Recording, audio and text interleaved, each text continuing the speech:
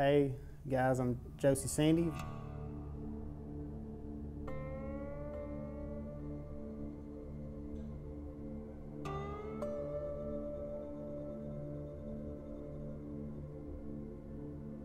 I run Mack Workshop, and I hope to be your custom putter builder.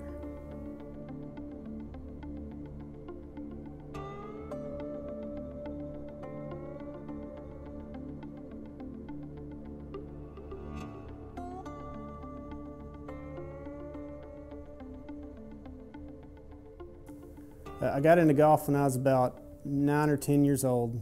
My parents moved about 20 or 30 miles from kind of my hometown, so I didn't have all my buddies right there close. And my 2 doors down, next door neighbor, Jerry, old guy, cool guy, he gave me a set of golf clubs. Still have them to this day. They're an old set of Titleist blades, wood driver, wood woods. And he pretty much gave it to me so I would have something to do. And I went out in the yard and I just beat golf balls all the time. We had a big field out in front of our house, and I would go out there with a bag of balls and just whoop them around. I had no idea what I was doing, but I did it because it was fun and I didn't have a bunch of friends close by. So that's what golf is. And so to this day, I still not prefer, but I really enjoy a solo round of golf late in the afternoon. You're out there with nothing but your thoughts and the sun setting. And I don't know, I think golf's special for stuff like that. Like all of us get something different from it, whether if it's gambling or drinking outside or a spiritual thing like that. You find out a lot about yourself when you've got nothing to do but hit a little golf ball and go walk after it. And you think about a lot of stuff. That's where I put a whole lot of thought into doing this for a living. And I guess it's probably where I figured out everything. Proposed to my wife on a golf course. Or I kissed my wife for the first time on the golf course. We proposed at her parents' house, but that was our first date. So golf's a pretty big deal, like a lot of people will think golf's just a sport, but for golfers, it's not. Like a lot of golfers really anchor their life around golf, and it sounds absolutely ridiculous until you're doing it, and then it makes all the sense in the world. So that's pretty cool. I started out building hot rods, muscle cars. And we were pretty good at it, pretty lucky. We built 6-figure stuff, which is pretty high end, especially for a couple guys that started in their dad's garage, just building mini trucks on the side in high school. And with doing that, we kind of ran out of our custom options or parts that are readily available. And when you do that, you start making your own. And that's what we did. We started designing our own stuff in SolidWorks and subbing out the machining. And then once we kind of got tired of paying people to do the machining work, we decided to buy our own mill. And with doing that, none of us knew how to turn one on. We had to have the reps that set up the machine show us how to turn it on. And we just self-educated. A lot of YouTube, a lot of pulling the hair out, a lot of frustration. But we figured it out, just kind of the old-fashioned way. And we started making our own parts. And to be honest with you, I was pretty against it. I liked working with my hands. I liked being the guy that could rebuild a carburetor or build a sheet metal panel from nothing. And the idea of sitting at a computer or working with a machine all day did not appeal to me at all. It seemed like the opposite of what I wanted to do. But my boss kept leaning on me to learn. And so one day I went and played golf like I did after work most of the time, and had a terrible day putting, frustrated, and so it had to be the putter. So I decided, let's make a putter. Why not? A relatively simple thing to design, I thought. And so I went from the golf course straight back to the workshop, and I sat down. I figured it out. Now that figuring out took, I think, about 3 or 4 months before I designed my first putter. And then it took 3 or 4 months again to figure out how to machine it. Because I thought you just made a model, threw it in the machine, and voila. The computers would do computer things and you would get a putter. Very wrong. Very expensively wrong. I broke a lot of tools, I wasted a lot of material. But sooner or later I made a putter, and I used it, and it was cool. And I made one for a buddy.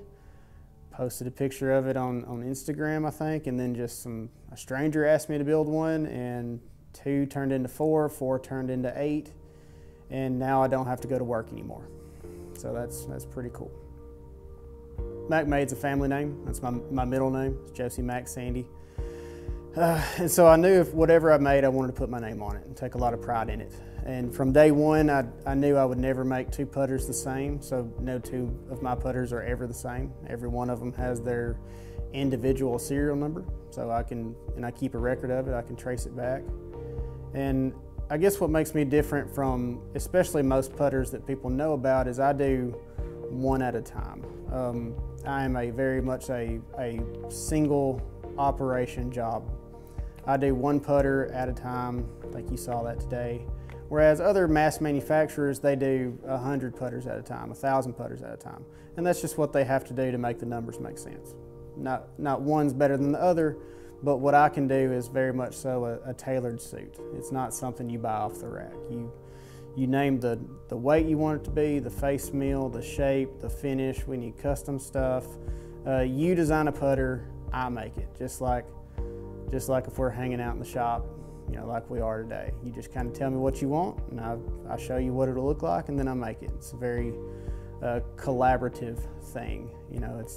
The experience is about as cool as the putter, at least I think it is, because I show everybody from block of steel to finished product and what all it takes in between.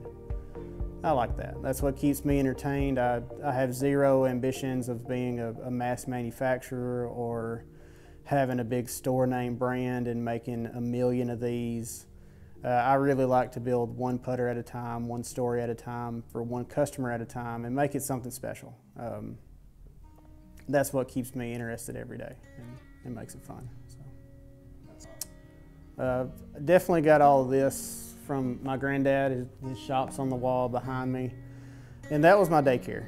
We didn't go to daycare. We didn't go to summer camp. We went to Papa's shop. We learned how to whittle, how to run a wood lathe way too young. My mother hated it. But we learned at a very early age that if you work with something, you put care in it, you can make something special. And that's the difference. If you really care and if you really want to, you can do a good job. And that's just what he taught us. It's what he taught me. It's what he taught all my boy and girl cousins. Just about all of us are some kind of entrepreneur or maker of some kind, build houses, take care of people. And it just kind of set me on this path of knowing I wanted to do something special that would be special to somebody. He does a lot of woodwork and makes family heirlooms for people. And in a funny way, I make family heirlooms for people now. A lot of these people get these putters and they talk about how they're going to pass it down to their son or daughter. They do it to commemorate their wedding or the birth of their child. And stuff like that is cool because that's something they're going to keep forever. It's not going to pop up on eBay or show up in the used club rack somewhere. It's something that means a lot to them. And I think it's a very special thing to make something for someone. Like I said, I make all of them custom. Every one of them's personal to the guy that's getting it. So I ask them about their lifestyle, about their kids, about their families, about what music they're into, what car they drive, what sports teams they like. Are they a crazy college football fan, or could they care less? Do you like ballet? Do you like flowers? That kind of thing. And then make them personal. Like, I want it to be something that somebody, when they look at it, they kind of see themselves in it, and it's a representation of themselves. Like, I've never once made any kind of technology claims or that my putters are going to make more putts than XYZ good brand out there. But I do tell most people you're going to play better when you're confident with something, and you're confident with something when you like looking at it. When you like playing it, every time you look at it, this little part of it reminds you of your dad, or reminds you of your kids or your wife, or that time your sports team beat the rival team. It's little stuff like that takes it from being just a putter to being someone's putter, and I think that's a big deal. Golf is very personal. There's probably no sport in the world where you spend more time in your head than golf, and then putting magnifies that to 1,000 times. So every time if you look at your putter, if it makes you feel good, I don't see how you can't be a better golfer with it. That's about as sales pitchy as I can get. So.